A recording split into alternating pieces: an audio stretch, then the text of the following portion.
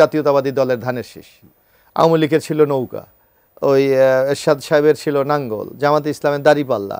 এই রকম মার্কার প্রতি কিন্তু মানুষের একটা দুর্বলতা আছে, এটা আমরা অস্বীকার করার কোনো সুযোগ নাই। যেখানে জামাত সেখানে নোট ও ভোট, আর যেখানে বিএনপি সেখানে শুধু ভোট। এই আরপিও সংশোধনে থাকে যে জোটেই যান না কেন নিজের প্রতীকে নির্বাচন করতে হবে। এর ফলে কি কোনো রাজনৈতিক দল উপকৃত হবে বলে আপনি মনে করেন? এটা হবে, আমরা বাংলাদেশের মার্কার প্রতি কিন্তু একটা মানুষের একটা সহানুভূতি আছে অথবা একটা আস্থা আছে, যে এই যেমন আপনার জাতীয়তাবাদী দলের ধানের শীষ, আওয়ামী লীগের ছিল নৌকা, ওই এরশাদ সাহেবের ছিল নাঙ্গল, জামাতে ইসলামের দাড়িপাল্লা। এই রকম মার্কার প্রতি কিন্তু মানুষের একটা দুর্বলতা আছে, এটা আমরা অস্বীকার করার কোনো সুযোগ নাই। সুতরাং ওই মার্কাগুলি যদি শরিক দলগুলি না পায়, তাহলে কিন্তু তাদের ভোটের ক্ষেত্রে একটা মারাত্মক সংকট তৈরি হবে। কারণটা হলো কি, আপনার ধরেন অনেক জায়গায় যদি বিদ্রোহ হয়, ধরেন আপনার মানে যদি আপনার জোটের মার্কাটা পেলে কিন্তু আপনার প্রতিদ্বন্দ্বী বিদ্রোহ হওয়ার সম্ভাবনা খুবই কম, কারণ দলের মার্কার বিরুদ্ধে এক একজনে যেতে চাবে না। আর যখন মার্কাটা অনুপস্থিত থাকে, তখন অনেকে মনে করবে এখানে তো আমার একটা সুযোগ আছে, আমার একটা পলিটিক্যাল আইডেন্টিটি আছে, আমার একটা কন্ট্রিবিউশন আছে, আমি রাজনীতিতে মানুষ, অনেক নেতাকর্মী সমর্থক আমার সাথে আছে।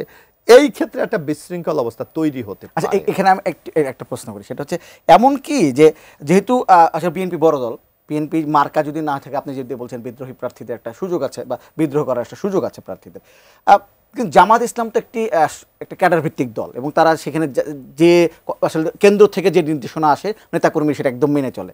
তাহলে কি এমন যে জামাত ইসলাম আসলে যে দলকে সাপোর্ট দিবে বা মার্কা না নিয়ে তারা সেখানে ভোট দিবে, এতে কি জামাত ইসলাম বেশি সুবিধা পাবে কিনা? সরাসরি প্রশ্ন না, এখানে একটা ব্যাপার হলো আজকে জামাত ইসলাম কিন্তু একটা নির্দিষ্ট একটা ক্যাডার ভিত্তিক সংগঠন, তাদের ভোট নির্দিষ্ট, বুঝছেন? যেমন আমি একটা ব্যাপার বলি, আমি 2008-এ যখন আমি ইলেকশন করি, তখন এই ধরনের একটা জনসভায় যৌথ একটা সভা হয়েছিল। সেখানে আমি একটা কথা শুনে আমার কাছে অবাক লাগে, আমি এই কথা আগে কখনো শুনিনি। অর্থাৎ নির্বাচনের যে একটা খরচটা, মানে একটা তো একটা খরচ আছে, সেইটাও কিন্তু জামাত ইসলামী বেয়ার। যেমন আমি বললো এরকম যে আমি ছিলাম জোট বিএনপির প্রার্থী, আমার ওখানে যখন তারা মিটিং করতে গেলেন, যৌথ মিটিং, তখন বলল যেখানে জামাত সেখানে নোট ও ভোট, আর যেখানে বিএনপি সেখানে শুধু ভোট।